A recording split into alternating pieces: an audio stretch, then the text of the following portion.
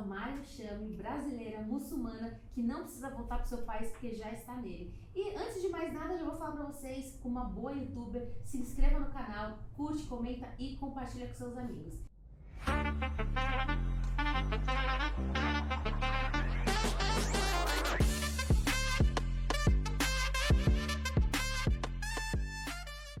E eu tô com um quadro onde eu converso com mulheres muçulmanas para saber qual que é a relação delas com o hijab. E hoje eu tô com a Angelina, que é uma brasileira muçulmana convertida, mãe, casada e farmacêutica. Angelina, antes de mais nada, eu quero que você me fale em uma palavra o que o hijab significa para você. Para mim, o hijab é transformação. Então, ele marcou a minha trajetória de relacionamento com a fé, de relacionamento com Deus. E foi me mudando aos poucos, né, esse relacionamento. E o hijab veio, de fato, como uma transformação da minha identidade, uma transformação dos meus posicionamentos. Então, ele entra realmente como uma transformação. Quando que você começou a usar o hijab? Com quantos anos você tinha? E qual foi o estalo, assim, de você falar, não, agora chegou o meu momento? Eu tinha 30 anos, então isso faz 2 anos e meio. E a gente estava vivendo a fase da pandemia, a gente já estava dentro de casa, né? Então ali eu estava vendo muita gente morrer em outros países antes da pandemia ficar difícil aqui no Brasil. E aí eu falei, cara, se eu morresse, eu ia querer morrer usando o hijab. E aí eu pensei, então, o que me impede agora de usar o hijab? E naquele momento o que me impedia era a questão do trabalho. Eu tinha medo, né, de não ser aceito dentro do ambiente de trabalho. E aí naquele momento a gente estava em home office. Então foi o momento que eu falei, cara, é agora. Se não for agora, não vai ser mais. E aí, como que foi você ter colocado? Você disse que sentiu, você ficou com medo de ter o preconceito. E como foi a reação? Foi tranquilo, assim, foi mais acolhedora do que eu imaginava. Eu conversei antes com o meu gestor, avisando que eu ia começar a entrar nas reuniões online com a cabeça coberta e tal. Então eu fui fazendo disso um processo. Fui usando um turbante para que as pessoas se acostumassem, para que a empresa se acostumasse. E fui muito bem acolhida, graças a Deus. Eu fui muito acolhida na decisão do uso do hijab e dentro da empresa eu não passei em momento nenhum por piadinhas, por esse tipo de coisa. Então, o meu maior medo, que era no profissional, graças a Deus não tive esse problema. Angelina, é muito legal, porque eu conversei com a Bia e ela também falou que ela fez esse mesmo processo que você, de começar, ela começou a amarrar o cabelo, depois colocar um turbante, depois amarrar de um jeito, até colocar a gola alta, tudo. Por quê? Porque ela tinha medo de como os outros iam reagir. E a partir desse medo, em vez de a gente fazer como a gente se sente bem, usando nosso livre-arbítrio, tendo a nossa liberdade, a gente se preocupa com os outros primeiro, né?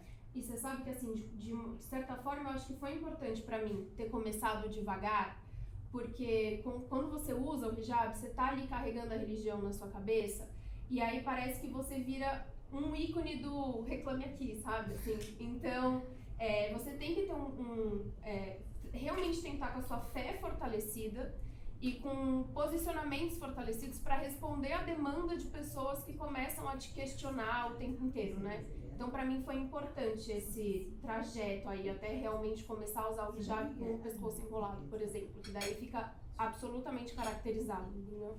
Então, foi uma escolha sua, você decidiu. E como que foi essa escolha com o seu marido, com a sua família? Porque você é casada com um muçulmano e a sua família não é muçulmana. E como que foi isso? Meu marido, é engraçado porque todo mundo pergunta, foi seu marido que te obrigou a colocar o véu, né? Então essa é a pergunta clássica, assim, que no começo eu ficava até um pouco ofendida com essa pergunta, né? Mas aí, meu marido, ele era, a princípio, ele foi contra eu colocar o hijab pela questão do preconceito, porque ele sabia o quanto eu gosto de trabalhar, o quanto eu tinha amor ali por aquilo que eu fazia e tudo. Então ele falou, cara, se você colocar o hijab, isso pode ser uma dificuldade para você. Você está preparada a lidar com essa dificuldade, né? Podendo ser apontada e tudo mais. Então ele tinha muito essa preocupação e não influenciar positivamente para eu usar o hijab, muito pelo contrário.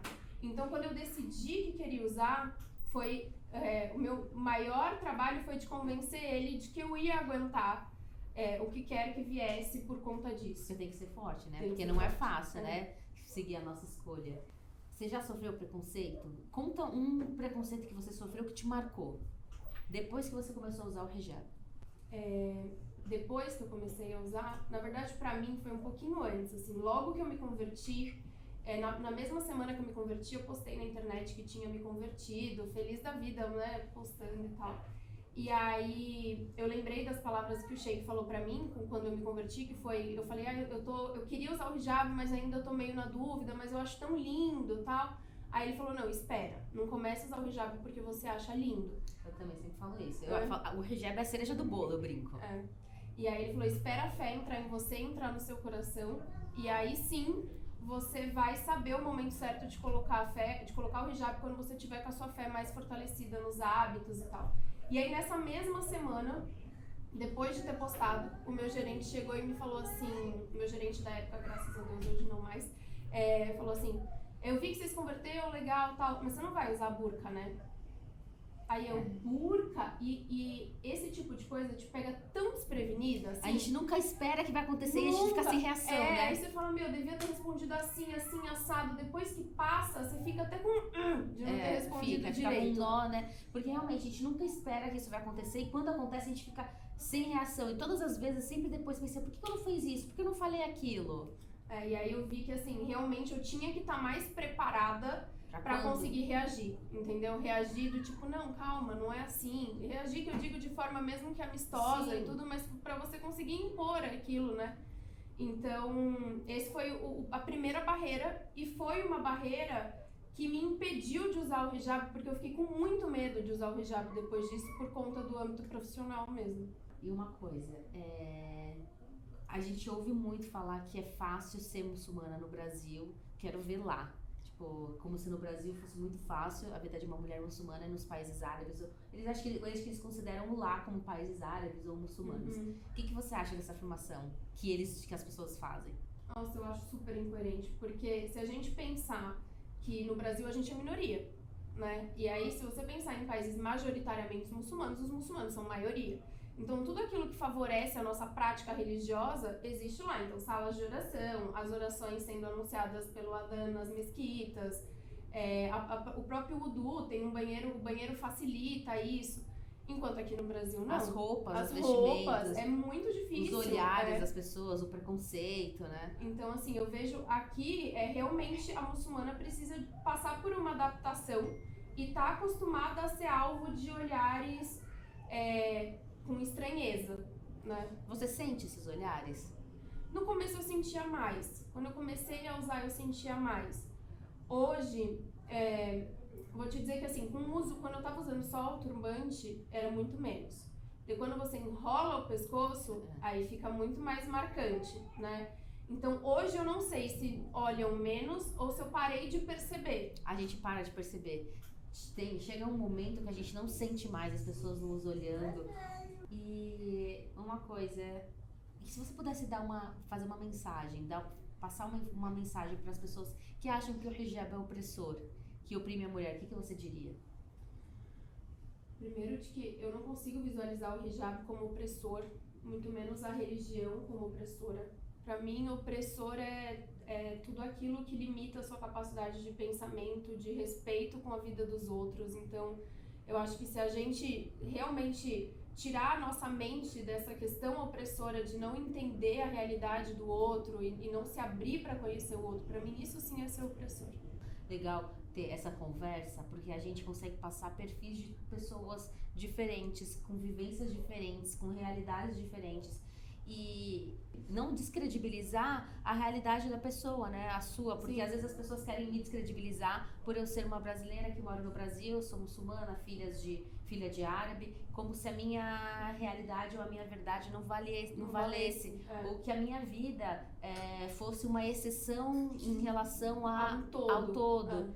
E aí a gente tenta explicar que, claro, que existem mulheres que são oprimidas, mas que não é da religião, né? Não, e assim, é até importante dizer que a luta das mulheres que são oprimidas em países, independente de serem majoritariamente muçulmanos ou não, ela existe, né? E elas têm voz, e a gente sabe que elas não são oprimidas pela religião. Muitas vezes elas são oprimidas pela cultura, pela família, enfim. E toda religião é seguida por seres humanos. todos falhos, né? Então, a gente nunca pode generalizar dessa forma. Né? É isso aí. Angelina, muito obrigada. Eu que agradeço. E antes, não posso finalizar sem dizer, curte, comenta, compartilha, se inscreve no canal. E é isso aí, continue acompanhando todas as entrevistas que eu faço com mulheres incríveis. Um beijo. Tchau.